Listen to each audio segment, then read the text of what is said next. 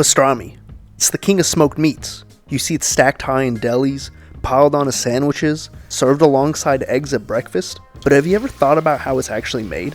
Because here's the thing, pastrami isn't just smoked beef, it's cured. There's a week-long transformation that happens before this meat ever touches a smoker. And today, I'm walking you through the entire process, start to finish, 100% from scratch. So let's get started. In a dry pan over medium heat, I started by lightly toasting my whole spices. Coriander seeds, yellow mustard seeds, black peppercorns, allspice berries, and juniper berries. Once they've been going for about 2 minutes and the mustard seeds start popping, I tossed in whole cloves and a cinnamon stick. Those two burn fast, so they just need a few seconds to warm and open up. Once everything starts smelling fragrant, and trust me, you'll definitely smell it, I pulled them off the heat to let them cool down.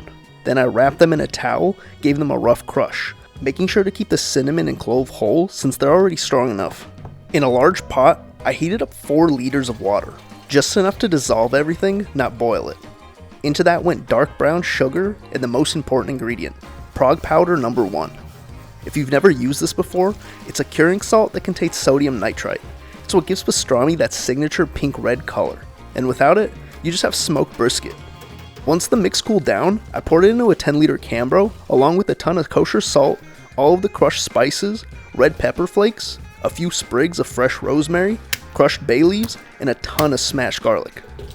For the brisket, I bought a 6.3 pound flat. The flat is the leaner side of the brisket, and ideally, you'd want to use a point which is fattier, has extra marbling that gives it a juicier result. But I couldn't find a point that wasn't the whole cow's chest, so here we are. This piece came pretty lean already, so I didn't do any trimming.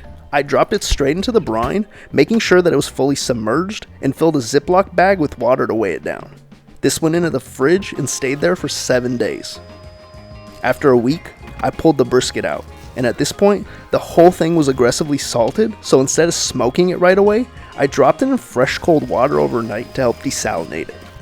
This helps draw out that excess surface salt and evens everything out. The next morning, I got up bright and early at 9 a.m. to prep the meat and the smoker. I pulled the brisket out of the water bath and patted it down. I probably went through half a roll of paper towels trying to get this thing as dry as the Atacama Desert. The next step is the rub. It's what gives pastrami that beautiful peppery bark. The best pastrami I've personally ever had was at Katz Deli in New York, so I decided to try and copy theirs. I did a rough blend of black peppercorn and whole coriander and a few pulses in the blender. Then I just tossed in some garlic powder after. I covered the slab of meat in an ungodly amount of seasonings. Every side, every edge. You really shouldn't be able to see the meat underneath. The next step was to hotbox the meat. I fired up my pellet smoker and set it at 225 Fahrenheit. The plan was to smoke the brisket until it hit 165 internal, but I did not anticipate it taking that long. I set it down at 10:18 a.m. and it didn't finish until 5:20 in the afternoon. There was a 2-hour period where it didn't move at all. It was just stuck in that stall phase. The moisture was evaporating off the surface and cooling the meat at the same time, so all in, smoking took about 7 hours just to get this beautiful bark. But wait, there's more. This next step is what separates homemade pastrami from its deli counterparts. Katz doesn't just smoke their meat, they steam it too. That steam breaks down what's left of the connective tissue and makes the meat even tenderer. Is that even a word? I filled a sheet pan with hot water, set the pastrami on an elevated rack, and then prep some toothpicks on the top before wrapping it up to ensure nothing was touching the meat.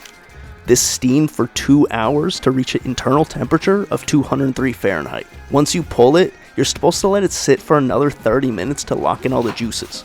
I'd already waited 8 days at this point, so what's another 30 minutes? While the meat sat, I prepped the Reuben by getting started on the Russian dressing. It's this creamy, tangy, mayo-based sauce that goes so well with pastrami. It's named Russian dressing because the original recipe actually used black caviar. I'm not that bougie, so we're just sticking to the mayo. In a bowl, I added mayonnaise, ketchup, Worcestershire sauce, horseradish, hot sauce, minced garlic, finely minced shallot, smoked paprika, salt, and black pepper, and gave that a good mix. Then after a taste, I added some lemon juice as well. Thinking about it, it's kind of just like a fancy Thousand Islands dressing.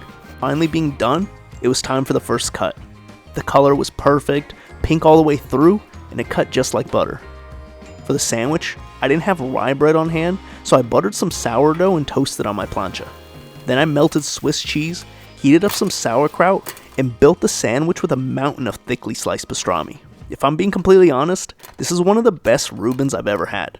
And in general, this is some of the best pastrami I've ever eaten. The biggest difference for me was using a leaner cut. The flat just doesn't have as much fat like the point does, so it's not as juicy as you would get from the deli. Next time, I'm gonna hunt down a point cut, or maybe even go with a full Wagyu. But in terms of flavor, the bark, the cure, all of that was made just right. 8 days, that's exactly what it took. A week of brining, a night of soaking, a full day of smoking and steaming. But when I bit into that sandwich for the first time, it was honestly pretty rewarding. If you made it this far in the video, be sure to leave a comment, give me a like, hit the subscribe button, and whatever else people ask for at the end of these videos. I'll see you in the next one.